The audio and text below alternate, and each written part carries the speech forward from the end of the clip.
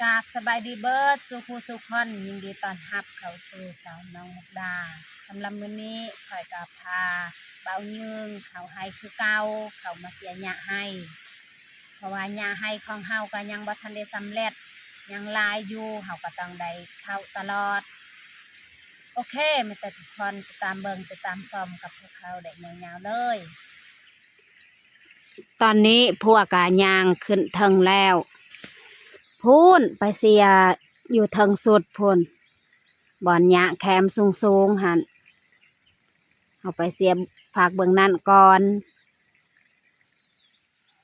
เจอเห็ดแล้วพี่น้องเนาะโอ้เห็ดขอนขาว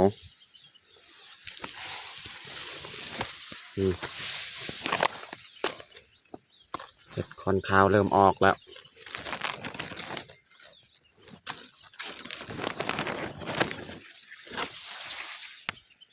อันนี้เรา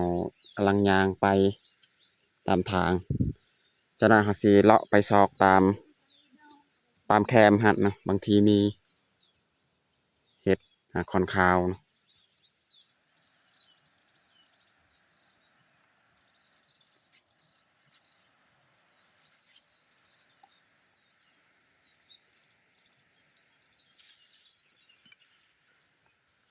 กับขนาดเต็มบ่อนนี้แหละเฮาเสียขึ้นเทิงอยู่เพราะว่าหญ้าแคมทางนี้นี่มันสูงเฮาก็ต้องไปเสียเบิ่งนี้ก่อนเบิ่งลมหันมีแต่หญ้าอ่อนๆ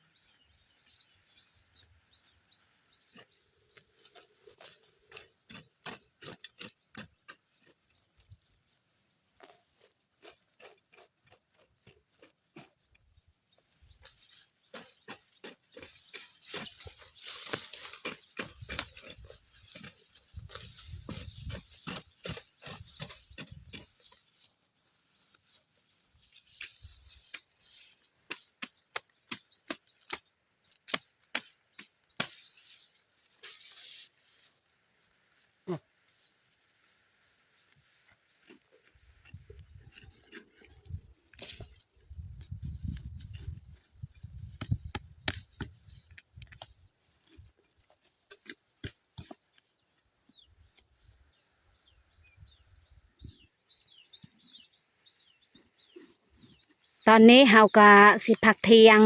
ตอนนี้ก็เวลา11 โมงแล้วมีแต่เบายืงไปเก็บพูนไปเก็บเห็ดอยู่บอนแคมป์ไฮ ไปเก็บเห็ดก่อนแล้วจึงมาเห็ดกินเห็ดยากเนาะ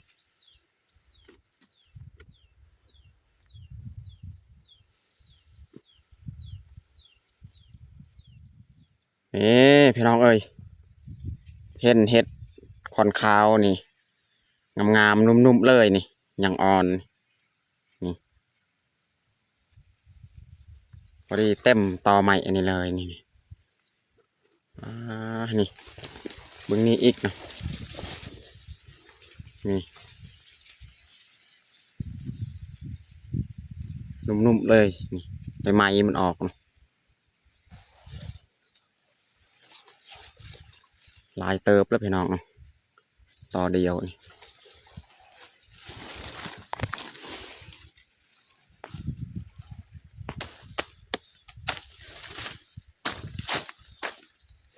พี่น้อง เต็มต่อไม้เลยเนาะเก็บอ่างามเลย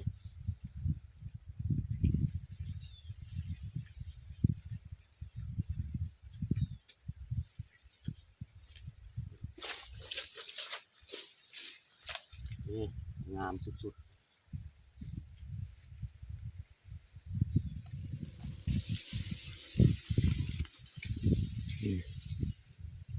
นุ่มๆเลยพี่น้อง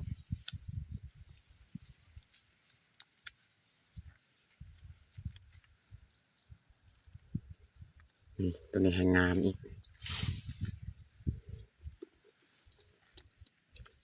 ได้ลายเลยพี่น้องบนเดียวนี่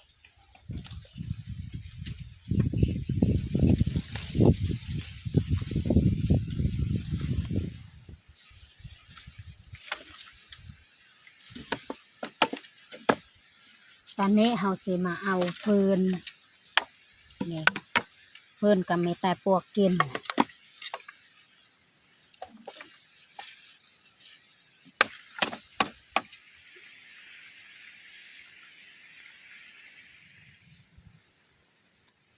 ตอนนี้เฮาสิมาซุ่มไฟแล้วก็มาดังไฟ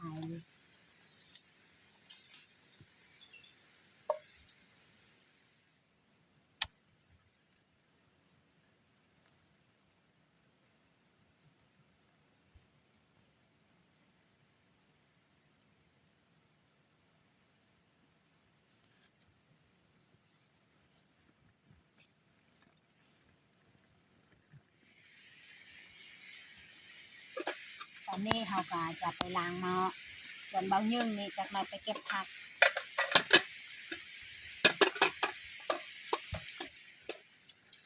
เฮาล้างหม้อก็สำเร็จแล้วมีแต่เฮาจะใส่น้ำ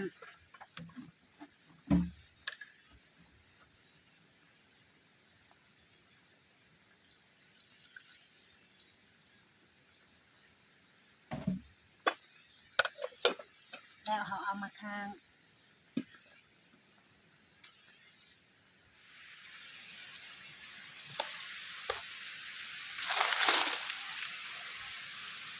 เก็บยอดมะอึ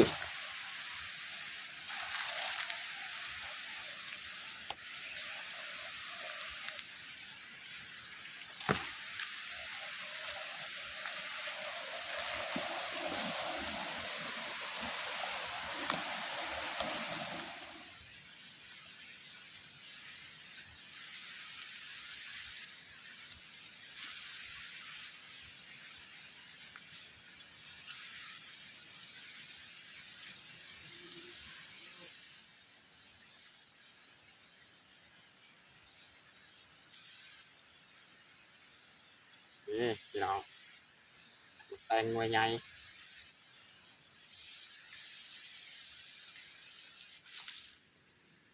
เอาเก็บคือพักก็เรียบร้อยพี่น้องเนาะแต่เราจะเอาไปล้างเห็ดของเราพี่น้องเนาะ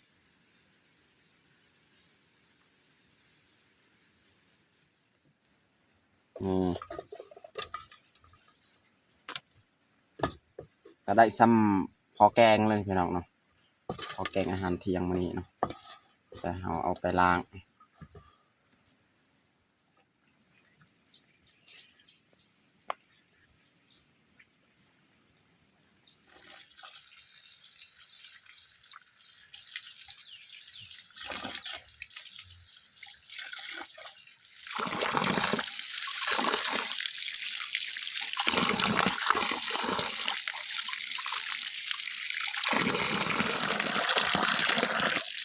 เราจะเอามาแตงเอามาล้าง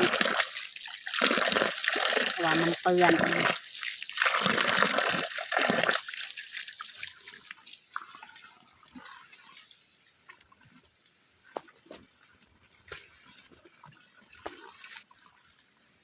เราจะเอาเห็ดนี่มาซอยใส่ไปนี่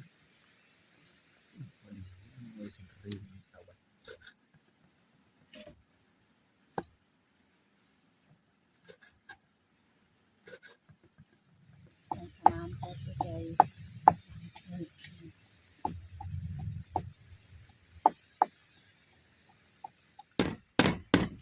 จะทุบหัวสีไข่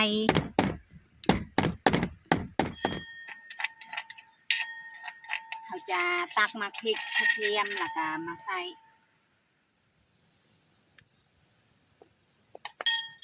เขาจะใส่หัวสีไข่นี่จะใส่เกลือแล้วก็ใส่ผงนัวใส่ปลาแดกแล้วก็เขาจะใส่เห็ด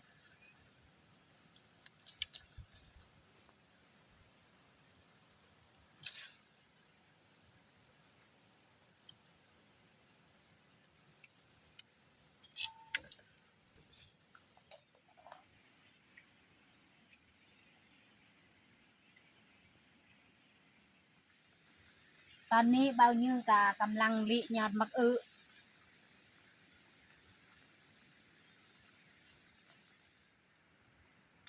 ตอนนี้เฮากะจะใส่ยอดมักอึ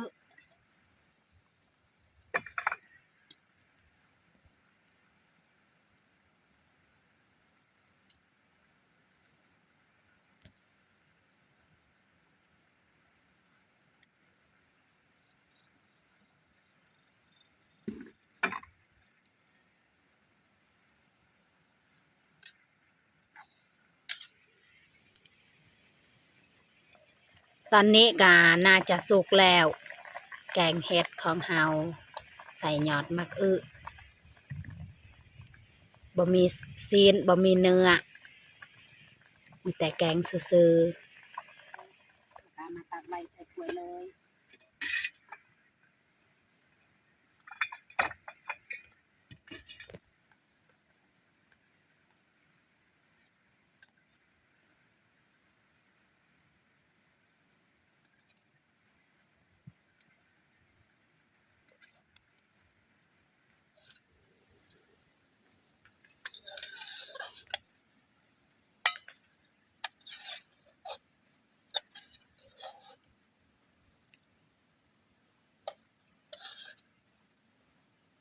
นี่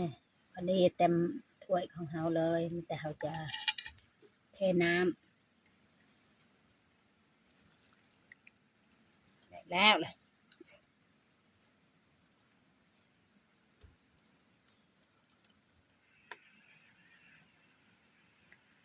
ตอนนี้เฮาจัดผ้าข้าวก็เรียบร้อย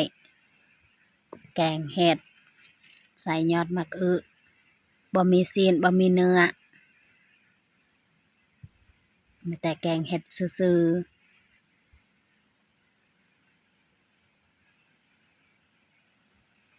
อาหารของเฮาก็มีแต่ซำนี้แหละเฮาจัดผ้าข้าวก็เรียบร้อยแล้วแต่เฮาจะลงมือกินข้าวเลยเอามาเด้อพี่น้องมากินข้าวเที่ยงนำกันเอามาทุกคนมากินข้าวเที่ยงนำกันแกงเห็ดคอนข้าวพี่น้องดีและเฮาเห็นเห็ดอันนี้ถ้าว่าบ่มีเห็ดอันนี้นี่สิได้แกงแต่ยอดมะอึและกินแต่ว่าดีเฮาเห็นอยู่แคมไฮฮัทบอลเสียหญ้าเอาทีเลยเก็บเอามาแกงกิน